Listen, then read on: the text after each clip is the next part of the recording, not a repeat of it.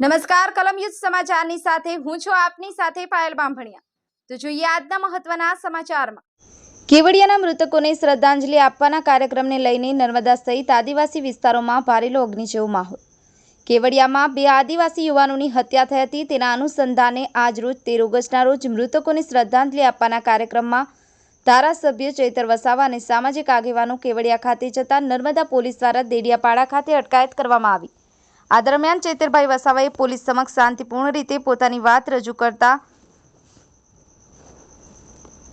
જણાવ્યું હતું કે આજે 2 જણને માર્યા છે અને કાલે 10 જણને મારવામાં આવશે તો શું અમારે ઘરમાં જ બેસી રહેવાનું? અમને ન્યાય જોઈએ છે, માટે અમે કેવડિયા જવાના છીએ। અમે 8 તારીખે આ કાર્યક્રમની જાહેરાત કરી હતી અને 9 તારીખે કેવડિયા ગરુડેશ્વરમાં બંધ પણ પાડ્યું। અમે આ દરમિયાન કોઈ પણ સરકારી પ્રોપર્ટીને નુકસાન નથી પહોંચાડ્યું। અમે શાંતિપૂર્ણ કાર્યક્રમો કરીએ છીએ, તો પછી કેમ અમને શ્રદ્ધાંજલિ કાર્યક્રમ નથી કરવા દેવામાં આવતો? શા માટે અમને ઘરેથી ડિટેન કરવામાં આવે છે, રસ્તામાં જતા રોકવામાં આવે છે? અમારી એટલી જ માંગણીઓ છે કે આ ઘટનાની FIR એજન્સીના માલિકનું નામ અને નોડલ અધિકારીનું નામ નાખો। આજે શ્રદ્ધાંજલિનો કાર્યક્રમ છે તે એક સામાજિક કાર્યક્રમ છે, તેમાં પણ પોલીસ શા માટે તાનાશાહી રૂપે વર્તન કરી રહી છે? આજે શ્રદ્ધાંજલિનો કાર્યક્રમ છે, તેમાં કોઈ પણ ભાષણબાજી કરવાની નથી, કારણ કે એ કોઈ રાજકીય કાર્યક્રમ નથી। તેમ છતાં પણ અમને રોકવામાં આવ્યા છે। અમારા સમાજના લોકોને અમારી જમીન પર બાંધી ઢોર મારવામાં આવે છે। સફીક બાપુ, કલમ યુદ્ધ સમાચાર, આમોદ।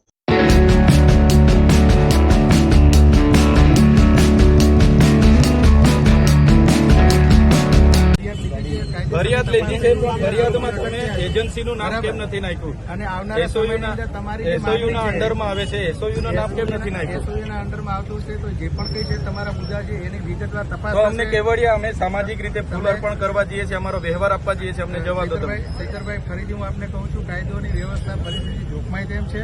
કોઈ કાયદો વ્યવસ્થા અમે હાથમાં લેવા નથી માંગતા। અમને ન્યાય જોઈએ। ના ના સાહેબ, અમને ન્યાય જોઈએ। बराबर, તમને प्रॉपर आपकी बात हम सुन रहे हैं सर। हमारा एरिया है शेड्यूल 5 एरिया है, कोई भी लोग इसी तरह से बांध के मार के चले जाएंगे।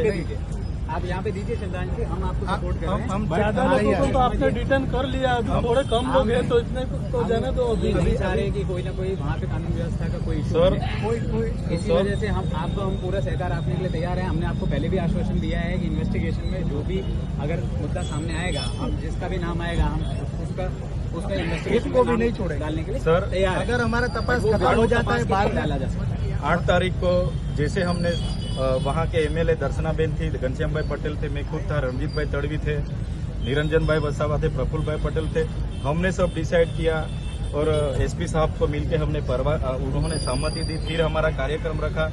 फिर आप बोल रहे हो कि लॉ एंड ऑर्डर मुश्किल में है, तो ऐसा कैसे चलेगा सर? हमारा संवैधानिक अधिकार अभी छीना जा रहा है। जमीनें हमारी गई, हमारे लोगों को वहाँ से दौड़ा दौड़ा के मार रहे हैं। ये 2 युवा को, एक युवा को मार दिए, तो फिर हमको बैठ के सिर्फ तमाशा देखना है क्या? कानूनी अधिकार है सर, कानूनी अधिकार है तो हमको जाने दो। ये तो हमारा सोच है, हमारे एरिया में यार તમે ચૈતરભાઈ બધું સમજો છો, પ્લીઝ અમે બધું સમજીએ છીએ। અમારે ત્યાં જઈને ઝઘડા કે લડાઈ થોડી કરવાની, અમારે ભાષણો બી નથી કરવાના। ના ના ના, બિલકુલ આવું થોડું ચાલશે। પણ આમાં તમે અમને જાણ કરો કે SOU નું કયા અધિકારીનું તમે નામ નાખ્યું છે, શું તપાસ કરી છે, કયા એજન્સીના માલિકનું નામ નથી કેમ નાખ્યું? પોલીસ ઓફિસર તરીકે આપણે વાત કરું છું, ગુનો દાખલ થયા પછી જો તપાસ પૂરી થઈ ગઈ હોય, તમારા તપાસના મુદ્દા કંઈ બાકી રહી ગયા હોય તો તમે રજૂઆત કરી શકો છો, પરંતુ હજુ તો તપાસને હજુ 4 થી 5 દિવસ જ થયા છે। તેમ છતાં 6 જેટલા આરોપી અટક થઈ ગયા છે। આગળની તપાસ ચાલુ છે અને એક પણ કસૂરવારને છોડવામાં નહીં આવે, બરાબર? તપાસ પૂરી થયા પછી તમારો કોઈ મુદ્દો બાકી રહેતો હોય તો તમે રજૂઆત કરી શકો છો। હજુ તો 4 થી 5 જ દિવસ થયા છે। પોલીસને સહકાર આપો। જયેશ તડવીના પિતાજી સના તડવી, સંજયભાઈના પિતાજી ગજેન્દ્ર તડવી, 2 દિવસ અમે ખાધા પીધા વગર અમે બધા સાથે જ હતા અને એમને ન્યાય આપવાનું કામ અમે ત્યાં કોઈ દિવસે કેવડિયામાં ચૂંટણી લડવા નથી જતા, છતાં અમે ન્યાય આપવાનું કામ કર્યું। પોલીસના અધિકારીઓ ત્યાં જાય છે, કેટલાક ત્યાંના હાથાઓ બને છે અમારા સમાજના, એમનું સ્ટેટમેન્ટ લઈને આખા સમાજને ગેરમાર્ગે દોરે છે। એટલા માટે અમને શંકા ઉપજાવે છે કે આમાં આ યુવાનોને ન્યાય અપાવવામાં અમને ક્યાંક અમને એ નથી, કેમ કે આટલા દિવસથી અમે કહીએ છીએ। પ્લીઝ અમારી વિનંતી છે કે તમે આવીને અહીંયા શ્રદ્ધાંજલિ અર્પિત કરી ના ના ના, અમને તમે કેવડિયા જવા દો, અમે ત્યાં જઈને શ્રદ્ધાંજલિ આપીને અમે જે કંઈ અર્પણ કરવાનું છે, અમારે ભેટ આપવાની છે, આપીને અમે રિટર્ન થઈ જવાનું। ના, સામાજિક પ્રસંગમાં અમારે કોઈ પરવાનગીની જરૂર નથી। આજે 2 જણને માર્યા છે, કાલે તમે 10 જણને મારશો એટલે અમારે ઘરે બેસીને બંધ થઈ જવાનું છે. એવું નથી પણ આજની તારીખની ના બિલકુલ સાહેબ, અમને ન્યાય જોઈએ. અમે કેવડિયા જવાના સાહેબ. આમાં અમારા જુવાન આ એકને એક દીકરાને તમે મારી નાખ્યા, જે લોકોએ બી માર્યા, અમને ન્યાય તો ના સાહેબ, ના બિલકુલ નહીં ચાલે. ના અમારે હા છોડી દો. અમે ન્યાય માંગીએ છીએ. આજે આદિવાસી સમાજ આટલો મોટો સમાજ છે. આજે અમે પોલીસ પ્રશાસનને 8 તારીખ પહેલા કીધું હતું કે અમે આ રીતના કાર્યક્રમ આપીએ છીએ. 9 તારીખે અમે કેવડિયા ગરુડેશ્વર બંધનું એલાન આપ્યું. અમે કોઈ સરકારી પ્રોપર્ટીને નુકસાન નથી કરી. અમારો આદિવાસી સમાજના આટલા બધા આંદોલનો થયા છે, અમે કોઈ દિવસે સરકારી મિલકત કે ખાનગી મિલકતને નુકસાન નથી કર્યું. તો કેમ અમને પ્રોગ્રામ નથી? શ્રદ્ધાંજલિનો કાર્યક્રમ હતો ને અમે કરતા ધમાલ કરવાના હતા, તો અમને ઘરે ડિટેન કરવામાં આવે, અમને જવા દેવામાં નહીં આવે, અટકાવવામાં આવે. આટલો મોટો સમાજ છે કે અમે ચલાવવાના નથી. અમે કેવડિયા જવાના, આમાં ચાલે નહીં ભાઈ. કેટલે સુધી અત્યાચાર અમારે વેઠવાનો? અમારા લોકો કે માર ખાવા માટે રહેલા છે? હા, અમને તમે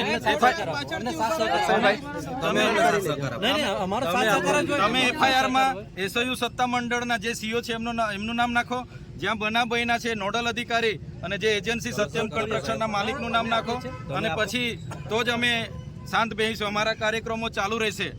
અમારા આદિવાસી સમાજના આજે હજારો લોકો જવાના હતા, અને બીજા